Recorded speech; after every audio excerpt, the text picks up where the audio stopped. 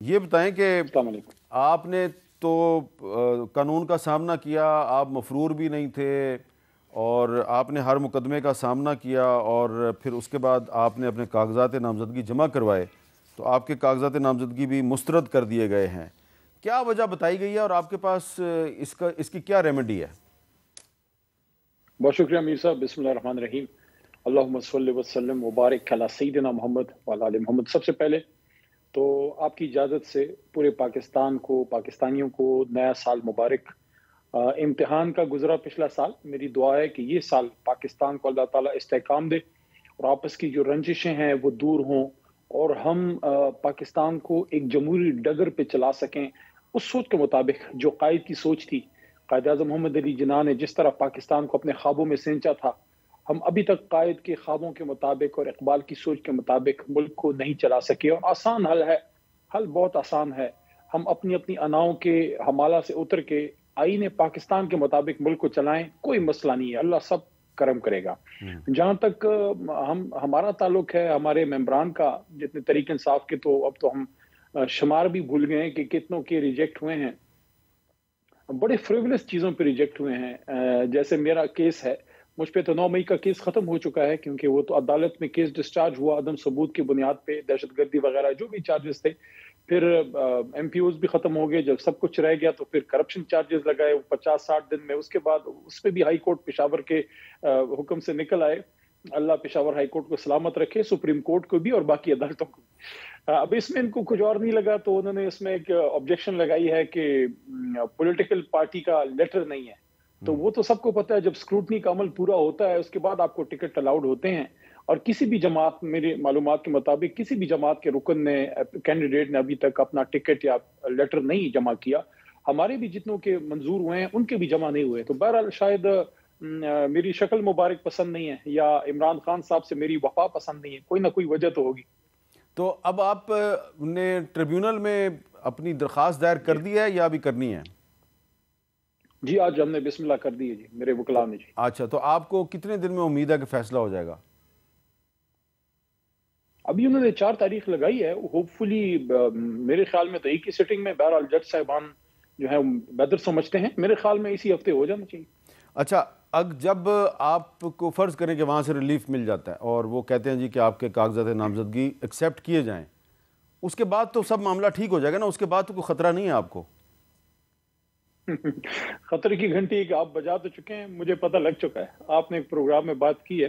اچھا، بہرحال جو ہے ہم فیس تو کر رہے ہیں، پچھلے 1.25 سال سے فیس کر رہے ہیں، خاص کر 9 مئی کے بعد سے فیس کر رہے ہیں، تو اللہ بہتر کرے گا انشاءاللہ۔ میں پر امید ہوں کہ یہ جو الیکشن ہے 8 فروری کو، پر امید تو ہے کہ الیکشن ہوگا اسی تاریخ پہ۔ میری دعا یہ ہے کہ اس الیکشن سے پہلے چیئرمین عمران خان صاحب نکلیں اور وہ ہماری جماعت کو خود لیڈ کریں، کیونکہ ان پہ بڑے فریولس قسم کے اور بالکل بغیر کسی قانونی جواز کے سیاسی کیسز جو ہیں وہ بنائے گئے ہیں۔ وہ بھی میدان میں ہوں، میاں صاحب بھی ہوں، زرداری صاحب بھی ہوں، اور فیصلہ جو ہے وہ پاکستان کی عوام کرے۔ اچھا، آپ کو کوئی امید لگ رہی ہے کہ آپ کی پارٹی کے بانی چیئرمین عمران خان جو ہیں وہ 8 فروری سے پہلے جیل سے باہر آ جائیں گے اور وہ آپ کی الیکشن کمپین کو لیڈ کریں گے؟ دیکھیے، جو سپریم کورٹ کا ایک فیصلہ آیا ہے سائفر کیس پہ، اس کے بعد امید تو ہے کہ انشاءاللہ اللہ کرم کرے گا اور انصاف ہوگا اور عمران خان صاحب کو موقع ملے گا خود باہر نکل کے ہماری اس تحریک کو لیڈ کرنے کا۔ نہیں تو وہ تو آپ کو پتہ نہیں ہے کہ گجرانوالہ کینٹ میں حملے کے کیس میں بہت سے لوگ جو ہیں ان کو اشتہاری قرار دے دیا گیا، ان کو گرفتار کرنے کا حکم دے دیا گیا ہے، تو وہ اس کیس میں گرفتار ہو جائیں گے؟ دیکھیں، ہم اپنی قانونی لڑائی تو لڑیں گے، ہمارے پاس تو یہی ایک آپشن ہے، کیونکہ عمران خان صاحب تو ڈیل لے کے ملک سے جانے والے آدمی تو ہیں نہیں۔ اب میاں صاحب تو نہیں ہے کہ بکسے مکسے ڈال کے جہاز میں نکل جائیں، وہ تو بندہ ہی ادھر میڈ ان پاکستان ہے۔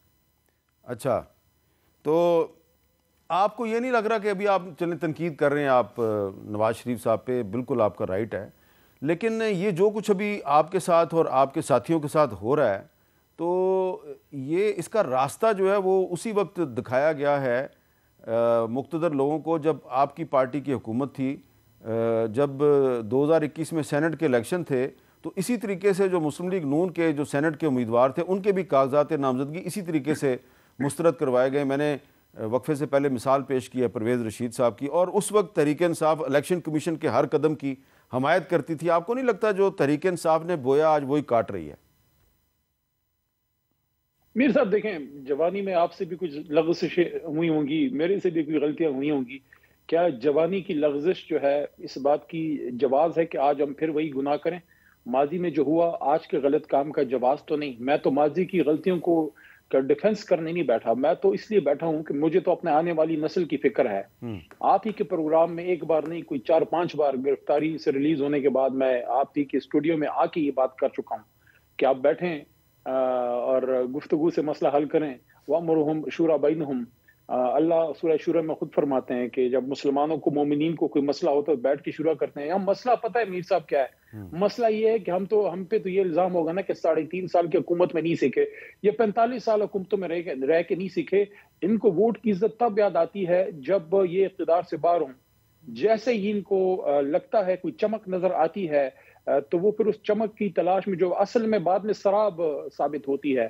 جس طرح صحرا میں آپ کو ایک سراب، جس کو انگریزی میں مرج کہتے ہیں، تو آپ کو یہ بالکل غلط دوغلی پالیسی ہے. اگر آپ سمجھتے ہیں کہ آپ کو ووٹ کو عزت دو کی آپ کا بیانیہ ہے تو پھر صرف چند روزہ اقتدار کے لیے اس کو آپ داؤ پہ کیوں لگاتے ہیں؟